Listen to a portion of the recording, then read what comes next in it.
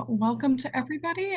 This evening, we're going to be hearing from some prominent faith leaders across our state about the importance of clean slate, which is automatic expungement legislation, and why it matters so much for Missouri.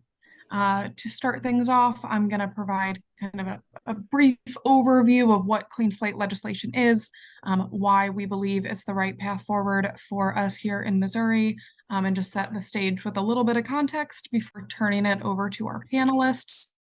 As I'm sure you saw when you joined the meeting, we are recording this meeting this evening. This is so we can share it with other partners that weren't able to be here this evening. There's some previous town halls that we've done accessible on our website as well, if you're interested in checking those out. We've heard from business leaders, from nonprofit leaders, from directly impacted folks, and from folks in the workers' movement. So really excited to be focusing on faith communities this evening and talking about the importance of clean slate.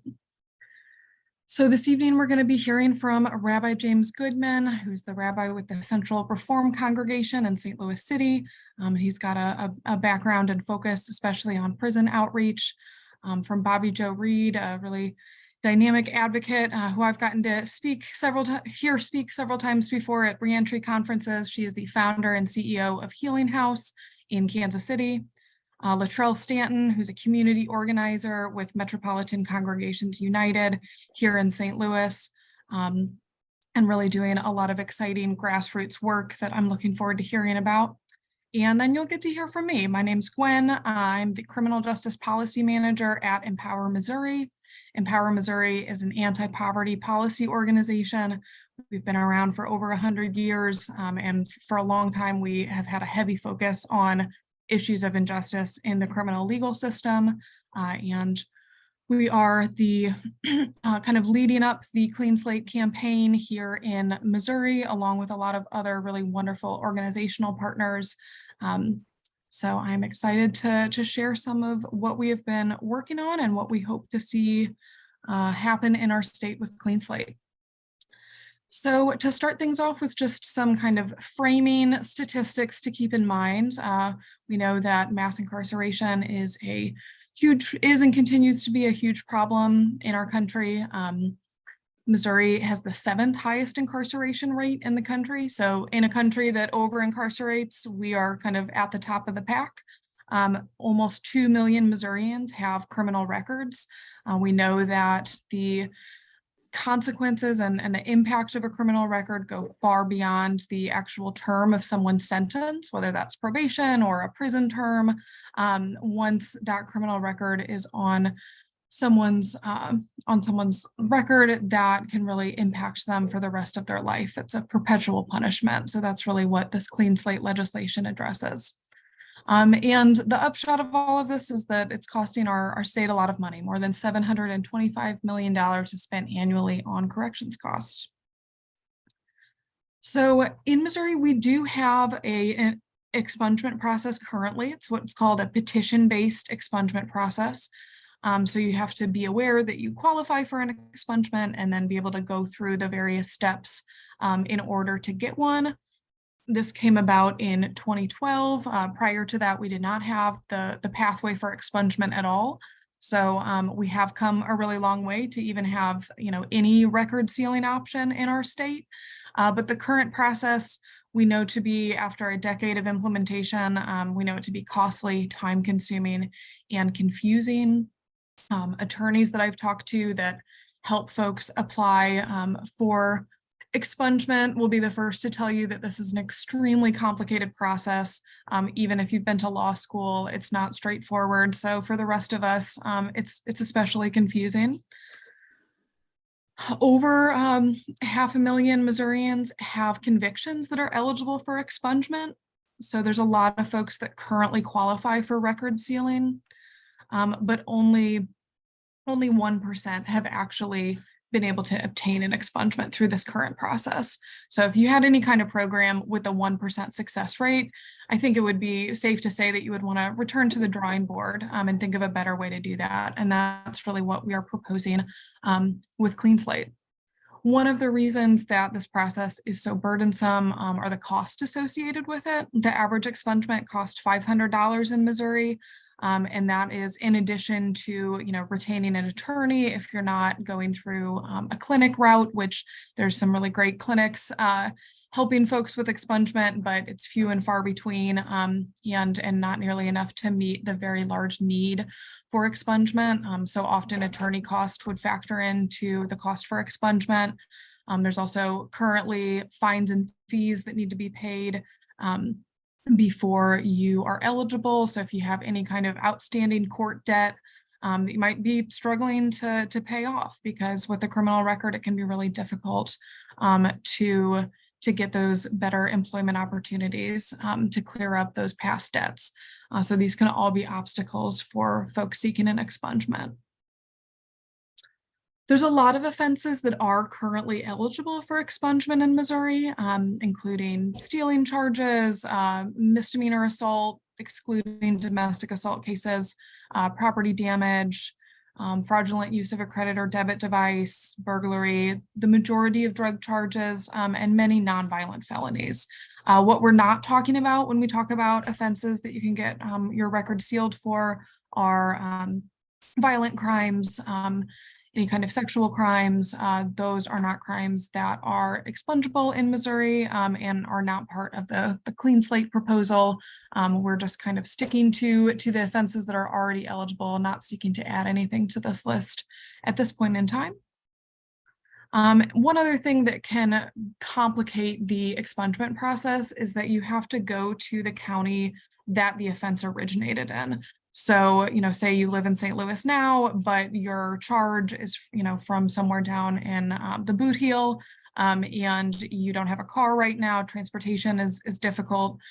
We know that there's not, easy bus routes getting folks connected throughout our state. So just getting to court to actually take care of that expungement and do the petition in the court that the offense originated in can be a huge barricade for folks. Why does having a clean slate matter so much? Because the collateral consequences of a criminal record impact people for their entire lives. I mentioned at the top this idea of like perpetual punishment, that your punishment, because of the impact of a criminal record in our country, doesn't end when your sentence ends, which is, on paper, how it's supposed to be. The, sentence of punishment, whether that's probation, whether that's a term of incarceration, that is supposed to be your punishment for the offense, not a lifetime of blocked opportunities. But that is what we currently have. There's a lot of things that go into this, limited housing options, a lifelong reduction in earning potential, undermining family stability. We know that the whole family is impacted by a parent's or a breadwinner's criminal record. Difficulty accessing educational opportunities to move forward, and limited employment opportunities. We know that applicants with a record are only half as likely as other job seekers to get a call back from a potential employer. And there's nearly 50,000 of these collateral consequences, state and federal regulatory restrictions that specifically restrict individuals with a record from accessing employment, occupational licensing, housing, voting, education, lots of other opportunities. Here in Missouri, you're not able to serve on a jury or hold elected office. And that's just kind of the very beginning of the list. Background checks are one of the biggest reasons why criminal records are so pervasive. We live in the era of the background check. 2 in 3 colleges use background checks, nearly 9 in 10 employers and 8 in 10 landlords. So you can have a charge, from 20 years ago pop up on a background check and block an opportunity for you today. The proposal or the current expungement process in Missouri is around record sealing. So the record does still exist and is accessible to, say, law enforcement or the courts if someone were to get a charge in the future, but it's not going to show up on these private background checks. And that's really where folks feel the most impact of a criminal record holding them back. And so the record is sealed from view from all of those places. Nearly 50% of children in the US have at least one parent with a criminal record. So this is impacting every generation. What's the impact of clean slate? Well, there's a lot of states, 10 states that have passed clean slate laws ahead of Missouri. So we are getting to learn from them about the impact that it's having on their state. And we're hearing really great things. So it's going to provide fairness, safety, and second chances. It gives everybody the chance to really move forward with their lives and not be held back by that record. It also makes communities safer by allowing people to come back into the fold and pursue higher opportunities to advance themselves and their families. We know that a year after a record's been cleared, people are 11% more likely to be employed. And that on average, the wages of someone that receives record sealing increase by more than 20% just 1 year after the record has been cleared. 5 years after expungement, individuals that received an expungement were less likely than members of the general public to be convicted of a crime. So a lot of times you might hear, folks that aren't super aware of the issue or have a kind of initial reaction to hearing about record sealing and say, oh, that sounds like it's going to make our communities unsafe. I won't know if somebody living next to me, has a record, those kinds of things. But in reality, we know that by removing the barriers that folks face with a criminal record, we're making our entire community safer. So our current clean slate proposal, we have 2 bills that have been filed in the House and the Senate by prominent Republicans. In the House, we have House Bill 352, sponsored by Representative Phil Cristofanelli. Just today, this was referred to the House Judiciary Committee. There's the possibility of a hearing on Monday. This is not known for sure yet, but I wanted to mention it because if there is a hearing, we will be sending out a call to action tomorrow to our networks and to everybody that's signed up to stay in touch with Clean Slate, urging you to contact your representatives about this issue and submit written testimony, which you can do in the House. The Senate bill is 347, sponsored by Senator Curtis Trent. If you're interested in getting updates on this legislative process, I will drop some ways in the chat for you to continue to stay connected.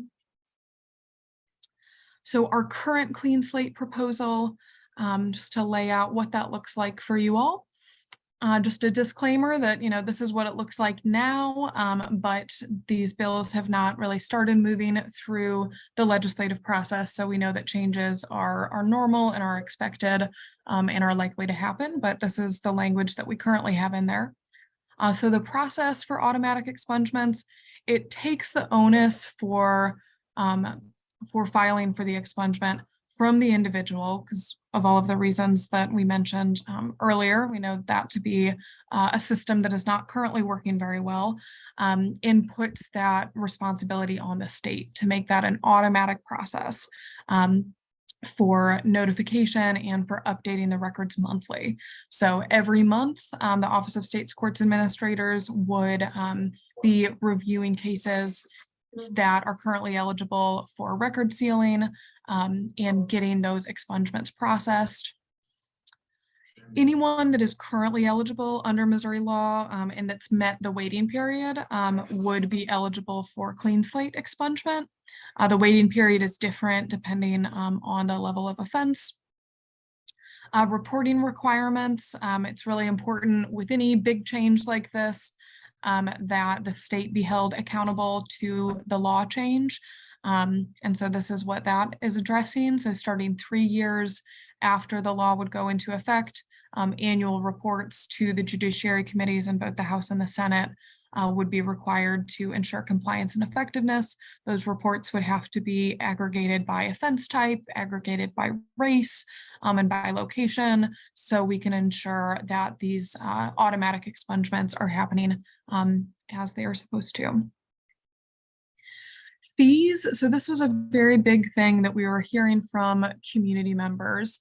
about the current expungement process, that these court fees and fines make the process really inaccessible for folks because outstanding court debt can be a really difficult thing to take care of when you're being held back by a criminal record. So in our proposed language of the legislation, court fees and fines would not need to be paid in advance. They would still need to be paid, but not as a prerequisite for expungement. The only difference here or thing that would still be need to be paid is restitution. That's something that's tied to the specific offense. Restitution for that specific charge that would still need to be paid in full before being eligible. Lifetime limits are another big way that folks are held back under the current petition-based expungement system. Currently, 1 felony and 2 misdemeanors are eligible for expungement if they are, one of the eligible offenses. That does include, say you had, 3 drug-related felony charges, all of those individual offenses are eligible for expungement. And they all happened in the same evening, in the same arrest. Those would be considered 1 felony for current limits, and whatever the top level offense is what it would be considered. However, we know that most folks' criminal histories don't look quite that nice and tidy, just a single felony, or even just a single arrest. Oftentimes this is gonna span a period of time. And so to really have the impact that this needs to have, we're seeking to increase that lifetime limit to 3 felonies and 5 misdemeanors. And hopefully that would just kind of be the entry point to continue to increase those lifetime limits in the future. And for implementation, the state would have 2 years to put the proposed changes into effect. There are already partners, including Code for America, that would be helping the state with this implementation process, helping figure out what that would look like. It is certainly a very big change, but one that other states are making, other states that have just as antiquated criminal legal systems and court systems as we do here in Missouri. So just because it's going to be difficult is certainly not a reason not to do it. So that is my last slide. That is what we are looking at with the proposed clean slate legislation. And I'm going to stop sharing so I can put the spotlight on our speakers. And I'm going to turn it over first to Bobbi Jo Reed to hear about her background, what brought you into this work, and why does clean slate matter so much for your community? Awesome. Thank you. Like Lynn shared, I'm Bobbi Jo Reed. I'm founder and director of an organization called Healing House, which is faith-based recovery housing and recovery support services for folks that struggle with substance abuse. When I look at that list of expungible offenses, that a lot of those orbit around addiction related crimes. And so we see a lot of people, about 50% of our folks come from incarceration, so a very large number. We've been here 20 years and we have served over 10,000 people. So I am a person in long-term recovery with 27 years. And I was as far down as anyone can be, homeless, really being trafficked, living under a boxcar next to a liquor store, just so far, so lost and without hope. And now the Lord put on my heart to start helping single women. And now it's went from single women to men as well, and even families. So what I've seen that, first off, people, I won't go on my soapbox, but what I have seen throughout my years in doing this work is that the cards are stacked against our people, even from the time of coming out of incarceration. No IDs, no medication, they just don't have hardly anything. And so the cards are stacked against them. So when they come to us, we provide housing, We get them health insurance, we get them employment, any medical, dental, or physical, psychiatric care that they need, and we just start building from there. So some of the things that I continual basis is that the people with felonies are continuing to take the lowest paying, hardest jobs that you can find, working in real adverse situations. And our folks are in recovery from substance use disorder, right? So unfortunately, they're being thrown in a pot with a lot of people that are currently using still. The other thing, so they get the low paying jobs. And one thing about our organization is I have 50 employees, and 96% of those employees are people that have came through our program. 96%. So I believe in the work we're doing here, and it shows in the people that are coming through our programming. And so there for a while, we were trying to get certification called Certified Peer Specialists for most all of our people. Well, we were having to wait a year. If they had a felony, they couldn't even come to work for us for over a year. And these would be jobs for them to start getting on their feet, cleaning up any wreckage of the past, and we would have to wait a whole year. Now that process has been cut down here in the last year. Thank God, for real, because you guys know as well as me, you can't hardly find people to work anymore. And we need these folks. And being a peer organization, it's so important because these folks have lived experience and they can help the newcomer coming in through the door. And I mean, we're talking about talented, amazing people with good hearts and passion for the work we do. The other thing that I've continued to see is our folks, they could stay with us for up to a couple years. And but when they go to leave us, okay, so they have a felon-friendly housing list. I'm just going to say it straight out. Most of those are slumlords in really bad neighborhoods. And so the only places that will accept them when they leave us, even though they have a great rental history, it's all about that felony. They're going into some of the worst hoods in Kansas City, drug infested, crime infested, but that's the only people that will accept them to rent to them, which is crazy to me. Once you've done your time, you've done your time. I can't tell you the amazing people that I see come through our program and how they have worked their tails off. They have cleaned up the wreckage of their past. They have servants' hearts. I mean, they're helping other people. They're regaining custody or relationships with their children and their parents and their siblings. It's a whole restoration. And I just don't agree. I'm not a bleeding heart by any stretch of the imagination. However, people do need another chance. It tells us in scripture that, God continues to give us forgiveness. And if we ask for forgiveness and then we show that in our life, who are we to judge other people that there's no forgiveness? And so I just want people to have a fair opportunity. Thank God I never ended up in prison, but I do have charges on my record that, here I'm running this big ministry, helped over 10,000 people in the last 20 years, but people could pull up some dirt on me probably. But the reality of it is that's when I was in my addiction. That's not who I am today. And the things we did while in our addiction should not define the people that we are today, because that's totally opposite. So,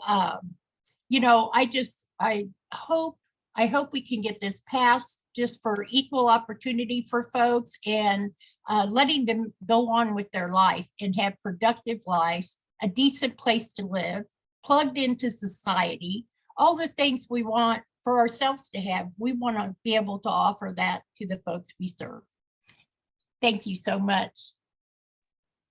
Thank you so much, Bobbi Jo. It's always great to hear you talk and really awesome to hear about the work that you were doing in Kansas City. You really outlined the impact of a criminal record, the way that that impacts everybody's, outcomes from where you can get housing to, getting employment at a place that you think a criminal record should not be a barrier to employment. It should maybe be a bonus almost. Yes, yes. Thank you so much for that. Next, I'm going to turn it over to Latrell Stanton with Metropolitan Congregations United. Latrell, are you still on here? I'd gotten booted off.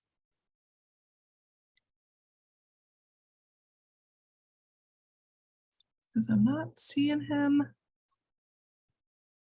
Okay, well, we'll give that a minute. Rabbi Goodman, I know you need to hop off right now to go start your meeting, right? Give me 2 minutes and Okay. I'll be right back. Okay, great.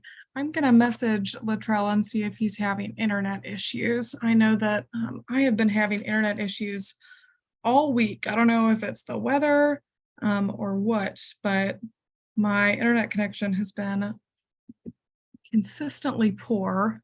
And that might be what's going on with him.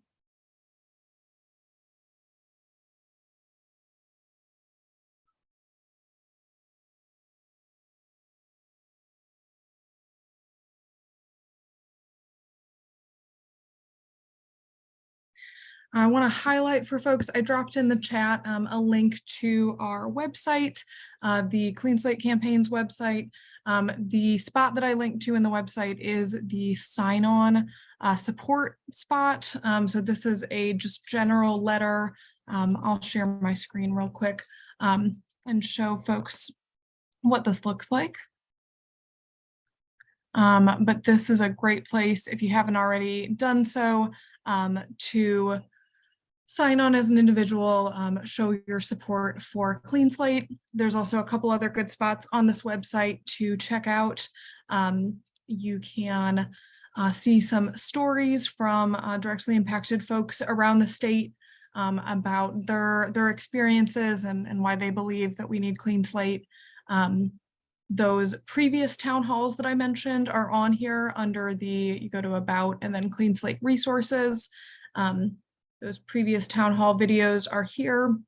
If you're interested in hearing from some other partners on this issue, feel free to skip the first 15 minutes because you've already heard it. It's me talking about the same stuff, but we've got some really great panelists on all of those.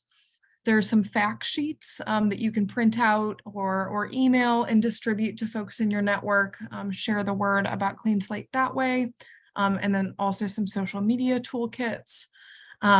If you are an organization, if you represent an organization and you're interested in plugging into the campaign as an organization, this is a great way to get involved.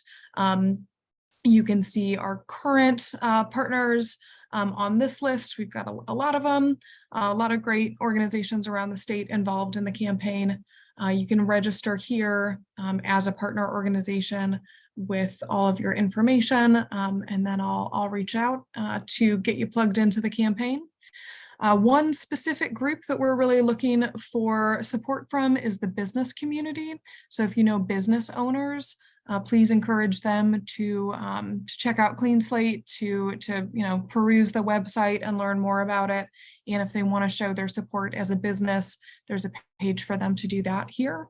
You can also stay in the loop with upcoming events, which we have another town hall next Wednesday in Springfield. And then our Clean Slate Advocacy Day is also coming up very soon. The following week on March 8th, we'll be in the Capitol talking to legislators about Clean Slate. And then you can also see the various op-eds that have been coming out from different campaign members, from just individuals that believe Clean Slate is the right way forward. All of those can be found here on the Clean Slate in the news section.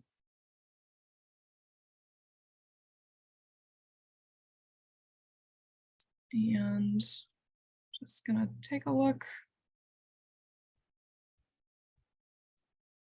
I've got two screens and it's like still not enough screens to see everything that I need to see.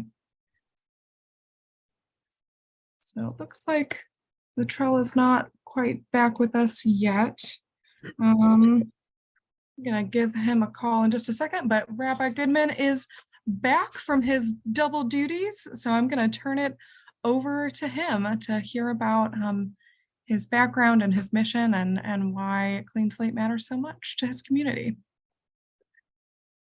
Thanks for inviting me. I jumped off. I run a meeting twice a week, a recovery meeting, and I guess that's how I got into prison stuff originally was I've been running this meeting almost consistently since 1981. Oh my God. 1981 when I came to St. Louis. So the way I got into this was kind of odd and beautiful and strange and illuminating, as all of the work in the prison was for me. I wasn't prepared for it. I didn't intend to do it. It wasn't on my screen. I got somebody in a prison in Jefferson City kept contacting me, a guy that was in there. And he wasn't even from this state, actually. He was coming through the state. He got arrested, got thrown in prison, and he had some addiction problems. And he heard I was doing that kind of work, and holding these meetings. And he kept contacting me. He said, "Would you come and visit me?" And, I was busy. I hate to say that, but I had a lot of things going on, and going to Jefferson City again, it was like, oh, all right. Yeah. Because he was persistent, and I said, okay. So when I got there, I thought I was going to visit one guy, there was like 40 people waiting to talk to me. And they heard the rabbi was coming.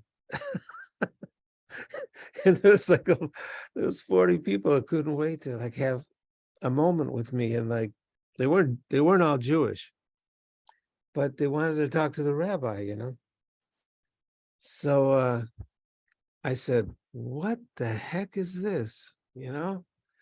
So I kept coming, and I just kept talking to people, and next thing I knew was I contacted somebody at the state level, because nobody in my community was going into the prisons in this state at that time. This was about, I don't know, 10, 15 years ago. So nobody was doing it. So I contacted somebody in a state level, and I said, can you give me permission to go in and out of these prisons, because it's complicated to get in every time, and they opened up all the doors for me. I have to say, my experience in the prison system was they really made this easy for me to go in and out of the prisons. I had no resistance from people who were the holders of the keys, so to speak, in letting me into the prisons. And I got access whenever I asked for it. So I just kept going. And I started teaching is what I did. And I would hold classes in about, I'd say about a half a dozen different institutions. And I'd go pretty far, I'd go down to Charleston, way down in southern Missouri. And that was a whole day thing, So, but when I went down there was 20 people in my class. And I'll tell you one other thing. They were the best. I'm going to say this. They were the best students I've ever had. And I've done a lot of teaching. The best students I have ever had has been institutionalized. And they were serious. And they educated me.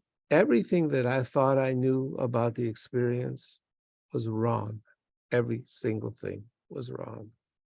So I got involved with people, and I got a small group of people who were interested in what I was doing, and we formed a little organization called it Jewish Prison Outreach. I think we called it at first. And whenever anybody asked me, they said, well, who the heck are you seeing in these prisons? You know, people in my community wanted to know, where are all these Jewish people in prison? And I said, I don't know if they're Jewish or not. I don't ask them. And they thought this was outrageous. The people in my own community said, what, are you crazy? Why are you doing this? And I just didn't care. You know, I went to teach, like, that's what I do. So I did it for, I don't know, I did it until COVID. You know, COVID really stopped it. And the things that I learned were so amazing. I write. So from the first time I went into that first prison for that first guy, I kept a record of what I was doing because I was being educated, and everything I learned was an utter surprise to me, every single thing. And I paid attention and I documented it. So I'm still working on those texts, you know, and I published a few things here and there, and I kept in touch with people. And the hardest thing about doing the work that I did in the prison wasn't getting into the prison. It wasn't penetrating the bureaucracy of the prison. It wasn't danger, though there was some danger for me, because in this state, there's an element in prison that wasn't so happy that I was coming there. So there was some of that, but I was so naive. I was blissfully unaware of that, and the people that I was visiting were protecting me, even though I didn't even know it. And the hardest thing about it was what happened to them when they come out, because they kept in touch with me when they came out. And, you know, I had some contacts, but not a lot of contacts. There was a guy, for example, every so often I would meet somebody that was a gold mine in putting people to work. There was one guy I met may he rest in peace, he's gone now. This guy, when he came out of prison, he would go to work collecting metal, you know? And he had a little truck, and he would get up at dawn and go and collect metal and turn metal in, you know, scrap metal. And he would put people to work who came out of prison. And he worked his tail off. He worked from morning till night, this guy. And generally, when people came out of prison, they needed something right away, I would connect them up with this guy. Now, I did how to get in touch with this guy. I didn't even know how to get in touch with him. He had to get in touch with me. So somebody would call me and say, you know, I got out of this institution, this place. And I said, yeah. They said, you think you can help me get some work? And I said, well, I have to wait until such and such calls me. Give me your number. I'll call you. It was like, you know, I was in this underground, became this underground, this informal underground of putting people to work with this guy that had a truck that slept in East St. Louis on a little piece of land that he bought. I don't know. Anyway, when he put more people to work than Employment Commission of the state of Missouri, this guy put so many people to work. Oh my God. But I saw how hard it was for people coming out of prison. They were unprepared for life after prison. I mean, it got us, when people would come out, I just tell you that I don't know, I'm not schooled in anything but the stories, you know. I've tracked the stories of individuals and what I learned from dealing with people in prison. And that's the source of my knowledge. There was a guy that came out, and he says, you remember me? I met you in Jefferson City. I said, sure, I remember you. He was a really giant man. I remember you. He was one of these guys, when I would come there, he would find out that some of the white supremacist elements in the prisons found out I was coming, and they were threatening me. And this guy had gathered a group of his friends, when I would come into the yard, they would surround me and they would walk me to the chapel where I would meet with them. And then when we would leave, they would surround me again. And I'm thinking, these people are a little bit closer to me than Americans are comfortable with. You know what I'm saying? Like, I could feel like, what is this? What is this form of walking? It didn't occur to me. And years later, when he got out of prison, he says, I'm the guy that was protecting you from those people that were after you when you came into our prison. And I said, oh, that's what you were doing. I said, I couldn't figure out what that was about. And when he came out, I met him I said, where are you? He says, I'm sleeping on a couch and such and such. I said, well, do you have a car? No. You have transportation? Well, I got a bike, but it's broken. I said, is there a McDonald's near where you are? He says, yeah. I says, where is it? I said, meet me at the McDonald's. So I meet him at the McDonald's and I look at him and I see he's got no shoes. He's cut out the ends of shoes of somebody's old shoes. He's a giant man. So he could wear these shoes. He cut out the ends of the shoes. I said, do you have any shoes? He says, no, I don't have any shoes. I said, I'll get you some shoes. You got a bike? He says, I got a bike, but it's broken. I'll fix your bike. I said, you got any food where you're staying? I ain't got no food. I said, come with me. So we jump in the car and we go to the food bank. We have a food bank in my community. So I go to the food bank and I take him in there and first thing they say to me, you got some identification? The guy's been in prison for 30 years. What kind of identification you think he has? He had nothing. I said, well, I can vouch for him. I've known him for 10 years. It took us 2 days to get 3 bags of food. I sat there with him for 2 days. It was, astonishing to me just to get some food, what he had to go through. It was impossible. Then he needed medicine. So my brother's a physician. And I said, you need this medicine? He says, yeah. So I called up the place. My brother was at that time volunteering at a clinic, so I called up the place. I said, listen, this is Dr. Goodman. I was only half fibbing, right? I says, Dr. Goodman, I need an appointment for this guy. I need it like tomorrow. So they thought I was my brother, So they set the appointment, the guy got his medicine. But like without this guy would have been nowhere. And the odds were so stacked against him staying clean outside of prison. And to be honest with you, I don't know what happened to him. Generally when they stopped contacting me, I figured, and every so often I can track him in the system. I would try to track him, but when I couldn't track him and I didn't hear from him, I figured they were gone. And that was most of the people that I knew, most of them gone. So I know the importance of the follow-up after the prison experience. It's so difficult for people once they get out. It's so little help for them, so little support for them. And in my work, I was really doing this all by myself. I had no idea what I was doing. I didn't have hardly anybody working with me. Nobody else could go into the prison but me. I had permission, but nobody else did. So that's kind of my story in doing this work. And one day I'll try and make a book of these stories that I've been tracking, because the things that I learned were so extraordinary, and the depth of heart that I encountered in going into the prison was really it was the best part of my work, and I didn't get paid a nickel for it. Everyone would always ask me, who supports you with this work? I'd say, look around. You see anybody else standing with me? Nobody did. But you know what? It was a really important part of my experience. And a lot of the folks, they were always welcome in the synagogue. They came to the synagogue. A lot of them did.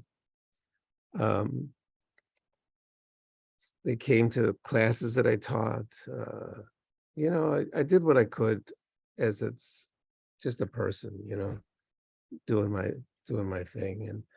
And some of them came to the meetings that I ran. I've been running these meetings. I got 2 meetings a week, 2 recovery meetings a week. And a lot of times they'd come in and out of those meetings. Again, it's rough. Recovery is a very difficult thing.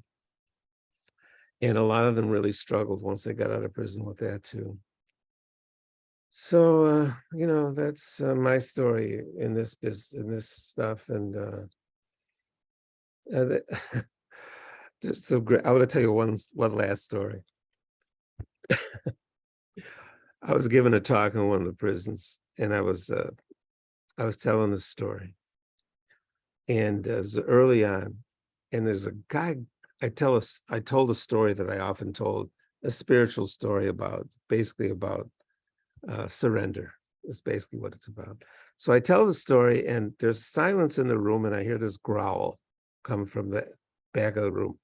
The growl, what the heck does that mean? Nobody had ever asked me before. It was a kind of a complicated Zen kind of story, a beautiful story, but a hard story. So I couldn't really answer him so well because I hadn't thought it through myself. I knew the story was important. The theme of the story was surrender. So when the guy gets out, he starts calling me. And he's one of these guys that was a driver. He called himself a driver for some very heavy characters here in town. At that time, they were warring with each other. There was these 2 groups that were blowing each other's cars up.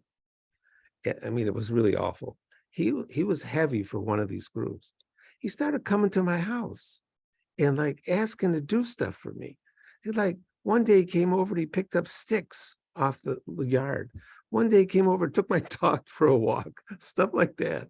He was a sweet guy, and I'd go visit him. He lived in this really awful place down by one of those abandoned breweries down by the river, And I go and visit him. I go and visit him. And then one day he disappears. I don't see him. Gone. I figured he was dead.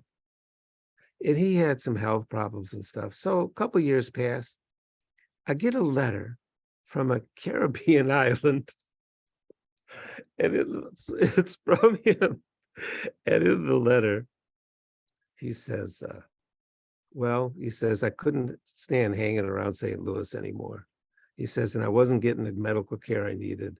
So I moved to this island. And I met a woman who was the queen of she's a tribal woman, he called her. She's the queen of her tribe, which made him the king of the tribe. And that's where he was. Now, I tell this story to demonstrate the possibilities of transformation that are present in even the darkest places. Thanks a lot. Well, thank you so much, Rabbi Goodman. You'll have to let us know if and when you publish that collection of stories, because I would definitely read it. Those are, and especially I'd love to read that last guy's memoir. That sounds like a pretty incredible life. I want to make sure that Latrell hasn't rejoined, and I'm not aware of it because I see an iPhone. Latrell, are you with us? I think that we lost him to poor internet connection. So hopefully he will be rejoining us in the next half hour that we're still on here. But we have some other questions to get into. So these questions are for both Rabbi Goodman and Bobbi Jo. The first one I'll ask is, and I think you both did a good job of touching on this already a little bit in your introductions, but some people might think, well, this just doesn't really impact me, so I just don't care about it that much. Even if somebody in your life does not necessarily have a criminal record, how is this something that impacts our communities as a whole? How is the issue of perpetual punishment and the lasting impact of a criminal record, why is this something that everybody should be concerned with? Well, for me, if people don't have an opportunity to get good jobs and provide, when some men are incarcerated, their child support continues to grow the whole time they're in. So they have all these arrears where they get this job that's not paying much and it gets garnished. So how does this person survive, right? They can take up to 50% of what the guys are making. And so everybody suffers, honestly, if this man could get a good job and pay his back child support. And plus that, we need employees. We need these men out working and taking care of their family and providing for them. And so when they don't have that opportunity, it does affect everybody in the community. And, if somebody's going to work every day, they're not hanging out, right? They're not on the streets. They're not hanging out with the old playmates and playgrounds, right? They're doing something different. And so, I just see it affects, especially in my neighborhood. I kind of live in a bad neighborhood. It's got much better since we've gotten here over the past 20 years. But a lot of those people that have made a difference and impact in this community are people that have came from incarceration and changed their life and turned it around. And I'll tell you what, I have women in this community. A lot of people have to ride public transportation. And we opened a men's home and the women had to walk down like 2-3 blocks to get to the bus stop. And it was pretty isolated area and pretty rough area. And once we moved the guys into the house, I'd be out there, we'd be planting flowers or doing landscaping. And the ladies, multiple ladies came to me and said, I'm so glad that your men are here because I've always been scared to walk down here to the bus stop. But I know with your men being there, that if I have any problems at all, that they'll help me. So, from the unlikely places, right? And I ran one of my big men's homes, 40 men in there, and I ran it for 8 months by myself. And many of the men were out of incarceration, and people would come to me and say, aren't you scared to be around those homeless guys and those guys coming out of prison? I'm like, absolutely not. Everybody calls me mom, right? I've got 230 people that live here with us within the healing house. They all call me mom. They don't have to. It's kind of an automatic thing because I'm a little spunky mom, that's for sure. And I said, absolutely not. These guys love me. They would go to the ends of the earth for me.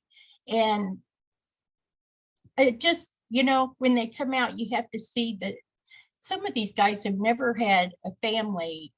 They haven't had holidays together. Their birthdays have never been celebrated. We play bingo or have family game night. You haven't lived till you see a 6'5" tatted up guy from prison stomp his foot because he didn't win at bingo. I'm like, honey, it's a game of chance, right? So just the things that we take for granted, a lot of these folks have never experienced. And so they're a blessing to me. I love my folks. I love them. I'll shut up, Rabbi, so you can go. Well, a lot of the people that I met, they had plans when they came out of prison. They had plans. They had things they wanted to do. And they had so many obstacles for them to do them. Yeah. There was no absence of ideas. They had great ideas. And for example, one of the first places I went was the chaplain there who watched these guys come and go. She decided that she was going to open up a place where she could actually employ people when they got out of prison. So she started a bakery here in St. Louis. Some of you might know her, Kaylin. And she started a bakery where she could employ people coming out of prison. And they make really nice baked goods there, and she can actually put people to work. Yes. And that's the kind of thing. There were so many obstacles to people getting their lives together post-prison. Yeah. So if you can remove some of those stumbling blocks, there's no lack of ideas or initiative. People had plans, good plans. Yeah, I really appreciate that point, Rabbi Goodman. I think there's just so much untapped potential that unfortunately our country, some of which we'll never get to see because those folks are incarcerated or trapped by criminal records. And I think, record sealing is one of the best ways to bring people back into the fold and ensure that that people get to live their full lives and contribute to society, and that we all get to benefit from that. And if you're talking about Laughing Bear Bakery, Yeah. if anybody in St. Louis has not tried their bear candy, it is like just the most addictive substance. This like popped corn. I digress, but it's really good. Everything there is really good. You should definitely check them out. Well, thank you both for really thoughtful answers to that first question. Going off of that, how do you think that this ties specifically into faith-based communities, and the message for folks of faith around forgiveness and redemption and the teachings in your faith? Why is this something that should resonate with folks on that level? I'll tell you a story. Just before I started doing this, I was doing a wedding in the summertime. It was in the park. It was in Tower Grove Park here in St. Louis. And it was kind of an odd wedding. People were dressed up in Renaissance costumes and stuff. It's not, I didn't know the people too well. I don't get into it. It's fine. I go and do the wedding. There's a really tall man, and he's paying attention to every word of this wedding. And I never saw this guy before. And I could tell when somebody has a message, this guy was bursting with something to say. But, there's people around and a kind of this whole thing going on here. So I never got to talk to him. Maybe a month goes by. I'm doing another wedding, still summertime. It's in another outdoor location, and it's underneath an overhang. And when the wedding's, this guy's there. Again, he's watching everything, every word.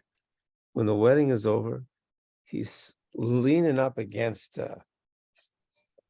some wood at the end of the overhang, and a pole there. And I go and I stand next to him. And we're like two cowboys, looking out on the prairie.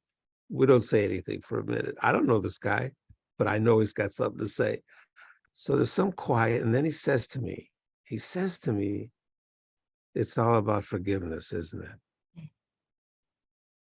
And I said, this was just before our high holidays, which come in the late summer or early fall.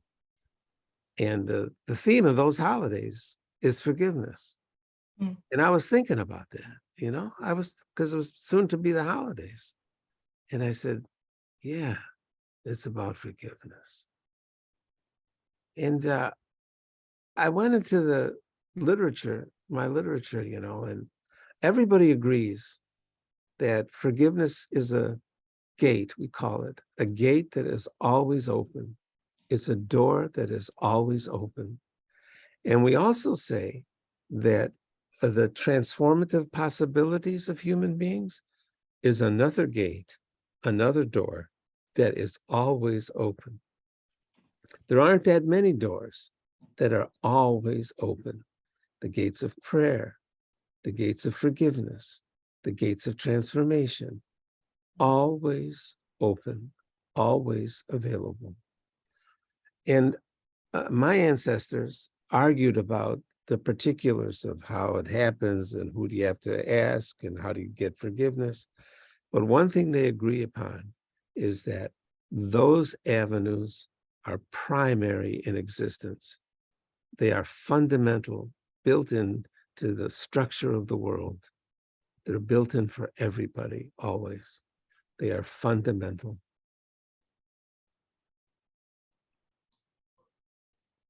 Awesome, thank you. I would just say since we are a faith community, part of what we do is we have Bible studies, we go to church, we do lots, like on Friday nights, we have a band come in, and then we have a speaker, And then we break into small groups. Our small groups aren't that small anymore. There's about 12 groups of around, well, 25, 30 people each. So there's like 300 people there to 350 people every Friday night that are in a place praising God and meeting new friends. We have group leaders that come in. So it really opens a lot of social networks as well. But what I see is these people coming out of incarceration and finding a new purpose and a new way of life. And I want, one of my things, what saved my life from my addiction and me was serving other people. When I started helping other folks, it helped me. And at first I did it because it made me feel good. But then I kept doing it because it just became the next right thing to do. And helping other folks filled me. And it gave me purpose. And so we're really big about, pouring back in our community and being that good father and being that good brother or sister, being a good person in our community. We go pick up trash. We help our neighbors. We have elderly neighbors. We're out cutting their grass. I mean, we live as a family. And to see somebody that you would think, in our thinking, we're very judgmental. We all are. Let me tell you a little story. I was backing out of my driveway, right? And I have a cross on my terrace, and I have 4 planters, and I have this big cross and made out of terracotta. And so there was this guy I was getting ready to pull out of my driveway, and this guy, I thought he was stumbling, right? And I'm like, oh, golly, another drunk is what I'm thinking. Do you know that he was falling to his knees to kneel at the foot of the cross? But see, our thinking, we can assume the worst about people. And so I see these lives being transformed, and they're turning into godly men of faith, responsible, honest. I mean, the transformation is nothing short of miraculous. And they do become servant leaders in their community and in their families. And I thank God for forgiveness, because I would be, for the longest time, me being a person with addiction issues, I didn't think I was worthy. I didn't think God wanted anything to do with a person like me, right? I'd been a prostitute, a liar, cheat, and a thief. I had been a wretch, really. But for the grace of God, he brought me out of that. And for that, I'm forever, ever grateful. But it took me the longest time to really wrap my head around that I could be forgiven for the person that I had been. And when I came to believe that I could be forgiven and that God loved me, it was a game changer. And that's what people get to experience while they're here, that they are forgiven. If we just ask God, we are forgiven, right? We're supposed to repent and not continue to go back to it. But it's freeing, because we all think we're so bad and we think we don't deserve this grace and this mercy. And we all do.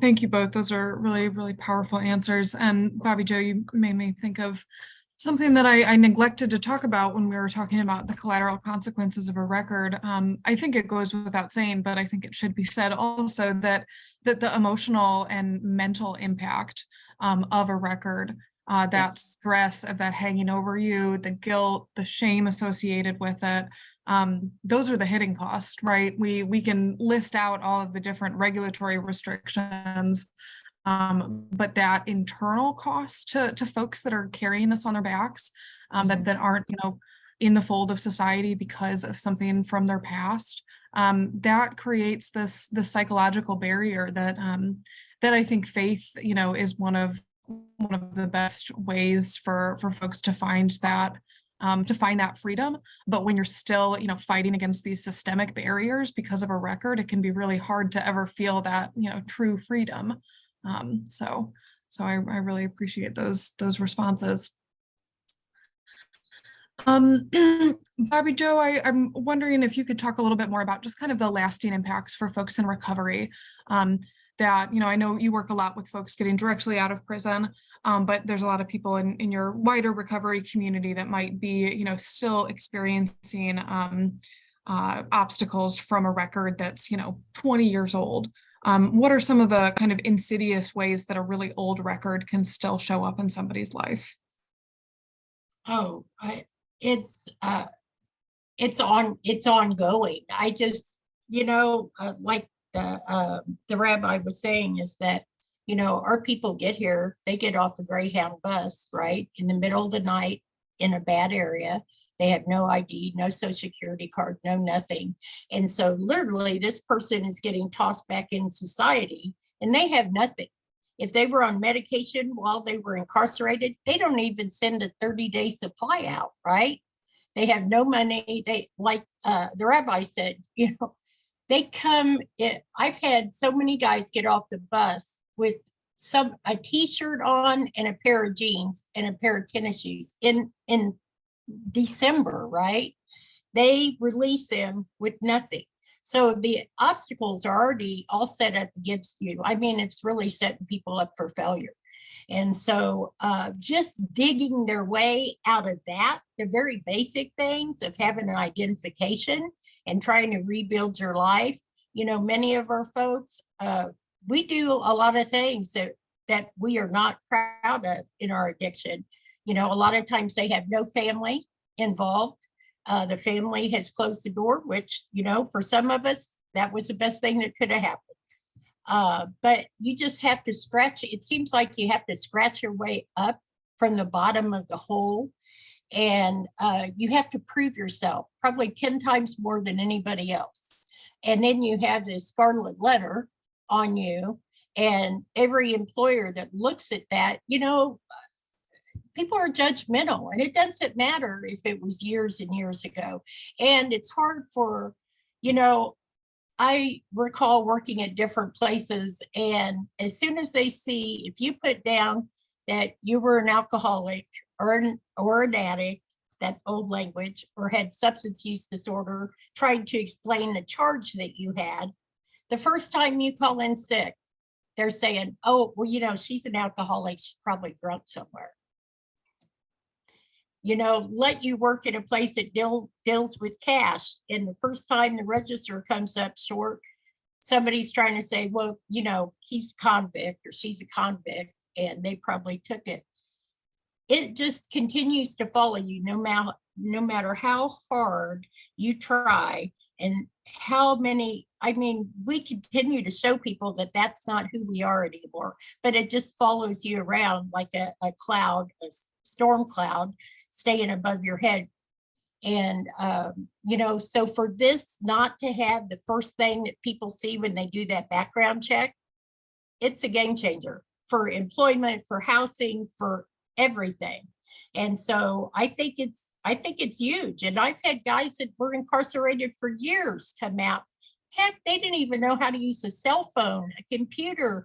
They're coming out to foreign, technology today is everything, right? They're coming out and they're lost because this is a whole different world. And so they are really starting from the basics, and they need all the help that they can get. And I'm so grateful that we have that supportive type of family here, that we help them every step of the way. We help them stand until they can stand on their own. And they're new people, they're new creations, right? And so I'm just grateful to be part of that process.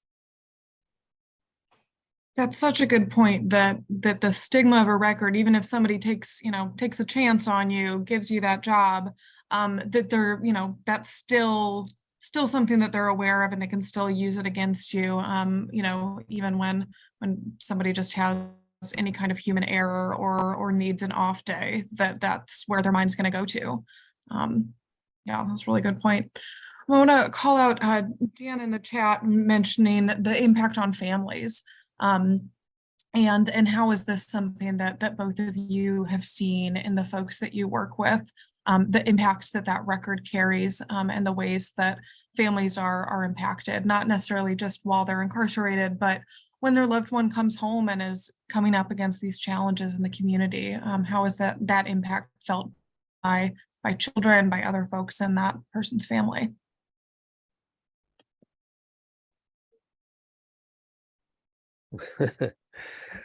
Oh my God. Hmm. I have a great story about that.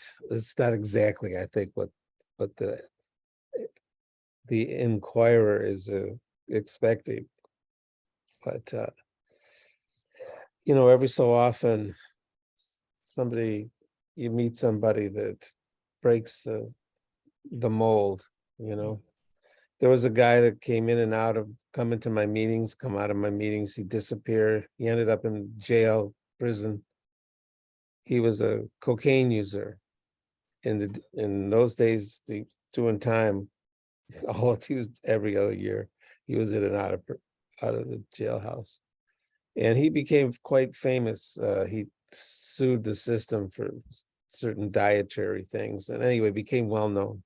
His sister was also extremely well known. She was on television. That's all I can say about that. But she was very well known.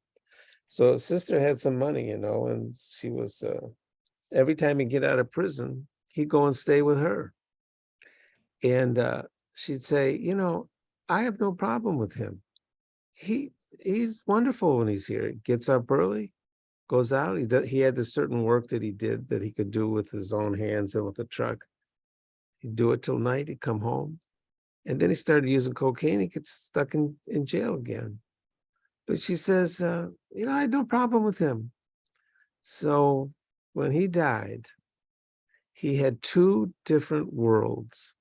He had a world on this side of the river with his sister, his family, and he had this other group on the other side of the river in East St. Louis that he had a woman there.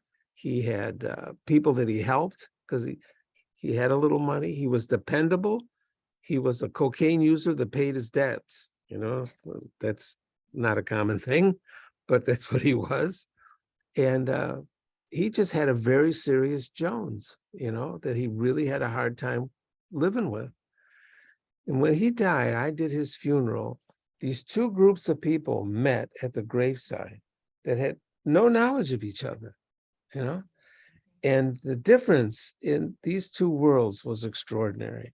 And around the graveside, when we were done burying this noble man that put a lot of people to work, was kind to his sister, could not manage his own life very well, but was very good to people around him. They came together and talked about him with such love and such kindness that he was a great loss among two groups of people that had no knowledge of each other. He had a family that he was born into, and he had a family that he had chosen. Yeah. And his life veered off into another direction because he really could not manage his drug use. And it's not that he didn't do what was required of him. He did what was asked of him. But to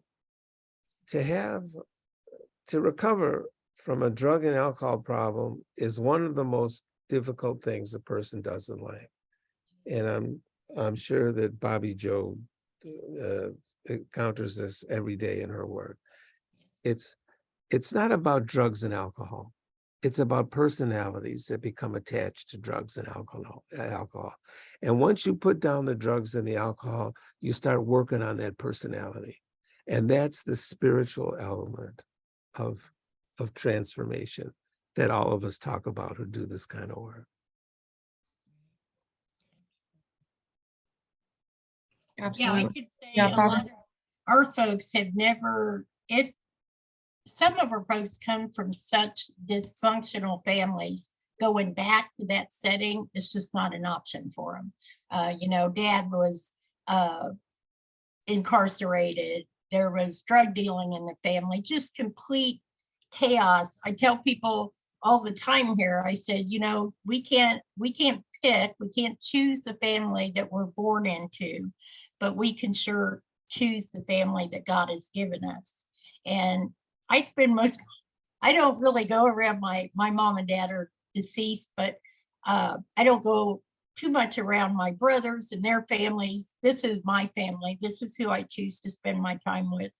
But some of them, it's a very long road to rebuild those relationships. And I've seen tons, the people that have healthy, I have a mama that every time she sees me, she runs up and hugs me. 2 of her sons were incarcerated and had drug charges, and one came here and got better, and then moved away, got married, became a homeowner.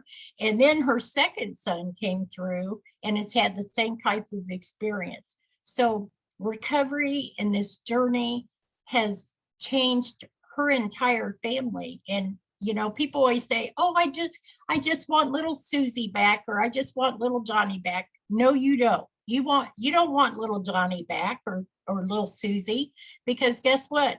That underlying brokenness that they had, they wouldn't have grabbed on drugs and alcohol so much if they felt full, right? If they felt okay inside their own skin. Whenever somebody starts using drugs or alcohol is where their developmental and coping skills stop. So I don't care if you're wrapped in a 40-year-old body, if you started using at 12 years old, that's the coping skills that you're dealing with. And so we have to develop those things. And I had a pastor friend, I just loved him. See, I think the women coming in, it blows me out of the water when this lady gave birth to 3 children and she doesn't know how to cook a thing. She doesn't know how to operate a washing machine, right? Just the very basic things that we take for granted. I had a pastor friend that used to say, common sense is relative, and if yours didn't have any, neither do you. And it's so true, because we can't give away something that we weren't given, right? And so dysfunction and trauma, we know how much trauma plays a role in people becoming addicted and things happening in their life from their, just the women I deal with. I'm telling you what, about 97% of my women overall, and a lot of them have been to prison, or have been victims of either incest, rape, or sexual assault. 97%. So if you got 100 women in a room, 97 of them have experienced these things. And then we wonder why people turn to drugs and to alcohol and want to get numb. They've experienced some stuff. And so they have to learn this whole new way of thinking, of living, of operating, of coping with stuff. And sometimes they're born into family is not an option for them. And so, us being brothers and sisters in faith, we can support one another through that. And there's not a time frame. You stay here for a year and then you're gone. You're in a living body, right? And so you're part of this family as long as you want to be. But the cool thing is they get so socially connected with AA groups and NA groups and church, people from church and people from their jobs, that they don't rely on us forever. I mean, they come back and visit, but they have really made connections in their life, healthy connections that they can really thrive with. Yeah, it's definitely, there's so much that leads up to somebody's first, charge or offense, and addressing that, kind of whatever the underlying issues are, whether they be familial or issues of, living in poverty or issues of addiction and mental health. You have to address those for somebody to heal. And unfortunately, we know that our criminal legal system is not so focused on the rehabilitative part of things. There was a question in the chat from Marilyn about if there's been any efforts to expunge records in St. Louis County. And I think that Cheryl's here with JCRC, and I believe that JCRC is in some talks with some other community partners and St. Louis County to try to bring an expungement clinic to St. Louis County. Cheryl, am I totally off base here? Am I remembering this correctly? Sorry to put you on the spot. We'll include some follow-up information if there's any kind of update on that in our email. I also want to call out that in UMKC, in Kansas City, there's UMKC, their law school has an expungement clinic. In Springfield, there's been a series of expungement clinics. And if you're in St. Louis, Arch City Defenders has helped some clients with the expungement process. But as I said, those are really just drops in the bucket. That statistic I shared earlier, that only 1% of folks that qualify for expungements in Missouri have been able to receive one.